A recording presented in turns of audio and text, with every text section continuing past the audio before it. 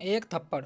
पति से अलग होते ही संध्या के सामने पहली बार समस्या आई कि वह राह कहाँ जाए।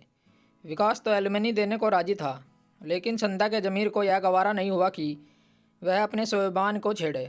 हालांकि कानूनी तौर पर वह एलिमनी की हकदार थी, लेकिन कानून हक से ज़्यादा वह अपने स्वाभिमान को स्पेस देती थी। विकास संध्या के लिए एक बीती जिंदगी से अधिक कुछ नहीं था। हाँ, कभी वह जीवन का हिस्सा था, पर जब उसने पहली बार उस पर हाथ उठाया था, तब से भीतर ही भीतर बहुत कुछ टूटने लगा था। संध्या ने उसे थप्पड़ के बाद भी रिश्ते निभाने की कोशिश की थी, मगर हर बार वह थप्पड़ जैसे एक दीवार पर छिपा निशान बनकर खड़ा रहा। आखिरकार संध्या ने तय किया कि अब नहीं। उसने अब जिंदगी को नए सिरे से जीने का प्लान किया। रहने के लिए लखनऊ की एक कॉलोनी में किराए पर मकान ले लिया। एक दिन अचानक बिजली चली गई तो नीचे वाले फ्लैट में मोमबत्ती मांगने गई। नई जगह शिफ्ट करने पर ना चाहते हुए भी रोज़मर्रा की ज़िंदगी की कितनी ही चीज़ें हम ला नहीं पाते। अचानक उनकी ज़रूरत पड़ी तो पड़ोसी आज भी काम आते हैं। संध्या को याद है, जब वह गांव में रहती थी तो खानी वस्तुओं का आदान प्रदान पड़ोस में खूब चलता था। दाल की कटोरी के बदले में आलू की सब्जी एक दूसरे घर से ला जाती थी। तब बाजार के दाम व्यवस्था ज़्यादा मायने नहीं रखती थी। आपसी मेलजोल को लोग ज़्यादा तवज्जो देते थे। उस समय को याद कर संध्या को हंसी आई। नीचे की फ्लैट की डोर बेल बजाते ही दरवाज़ा खुला तो सामने एक दुबले पतले बुजुर्ग सब्जी में तड़का डाल रहे थे।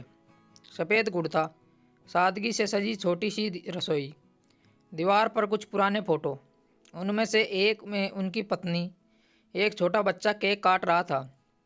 मोमबत्ती चाहिए? ले लो बेटा। लाइट चली गई है। हाँ, तुम नए आए हो शायद, ऊपर वाले फ्लैट में। जी जी। अच्छा, क्या अकेलापन थोड़ा कम लगता है जब घरों में लोग होते हैं? धीरे धीरे बातचीत बढ़ी। कभी कोई काम, कभी कोई बहाना, न तो कभी बस यूं ही शाम को हवा में दो बातें। वो पार्क के एक बेंच पर रोज़ शाम को बैठते, चाय की थर्मस ले आते। संध्या भी पार्क में घूमने जाती थी। वो संध्या को भी चाय का कप ऑफर करते। संध्या को धीरे धीरे उनके साथ एक मानसिक सुकून मिलने लगा। शायद इसलिए उनके भीतर भी कोई टूटी चीज़ थी जो संध्या को अपने टूटन से मेल खाती थी। एक दिन बारिश हो रही थी। वो दोनों पार्क की शेड के नीचे बैठे थे जब उन्हें अचानक पूछा, कभी अमेरिका गई हो? संध्या ने जवाब दिया, नहीं, पर जाना चाहती हूँ। अच्छा, पर वापसी का टिकट खुला रखना। संध्या मुस्कुराई, पर उनकी आंखों में मुस्कान नहीं थी। उन्होंने कहना शुरू किया, बहुत धीरे से और थमे हुए शब्दों में, बेटा न्यूयॉर्क में रहता है, पढ़ाई करके वहीं बस गया।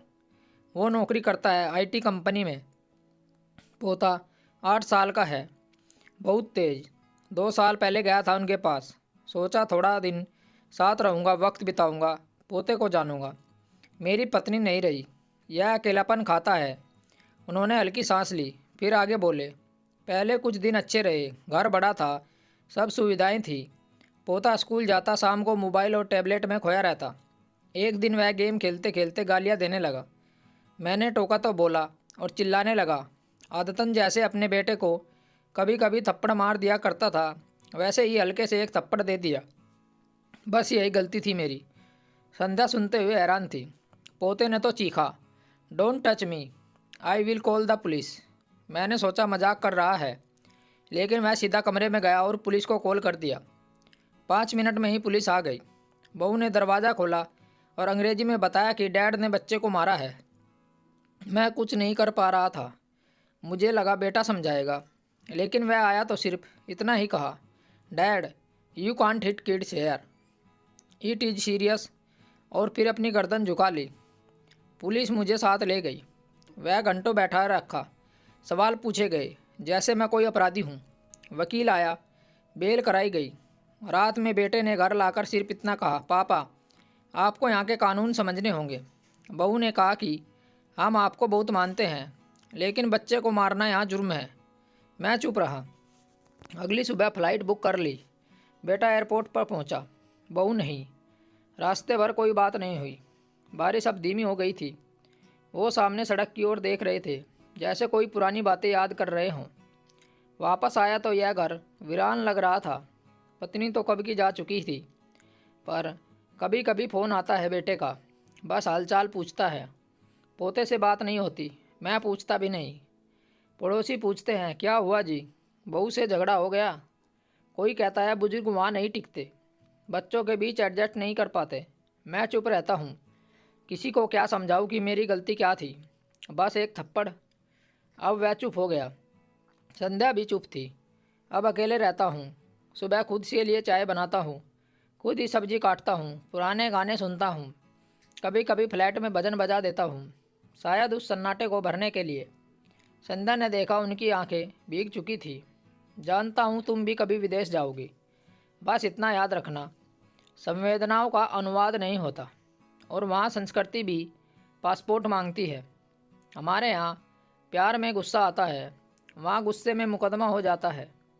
फिर वह और छड़ी संभालते हुए बोले, मुझे वह बच्चा अब भी याद आता है। वो सोचता हूँ, क्या वह एक थप्पड़ इतना बड़ा अपराध था। संध्या उन्हें जाते देखती रही। उसे याद आया एक दिन जब विकास ने उसे थप्पड़ ही तो मारा था। वह भीतर ही भीतर महसूस कर रही थी, वह शायद थप्पड़ किसी गाल पर नहीं, रिश्ते की नींव पर पड़ा था। और उस दिन से आज तक वह नींव हिलती ही रही। मगर आज उन बुजुर्ग की कहानी सुनकर संध्या को लगा कि शायद गलती सिर्फ थप्पड़ में नहीं थी, बल्कि समय और संवेदनाओं में थी, जो अब बीत चुका है। दोस्तों, कहानी अच्छी लगी हो तो चैनल को सब्सक्राइब करना न भूलें, और अपनी राय कमेंट बॉक्स में ज़रूर दें। मिलते हैं आपसे एक और अच्छी कहानी के साथ। कहानी सुनने के लिए धन्यवाद। राम राम दोस्तों।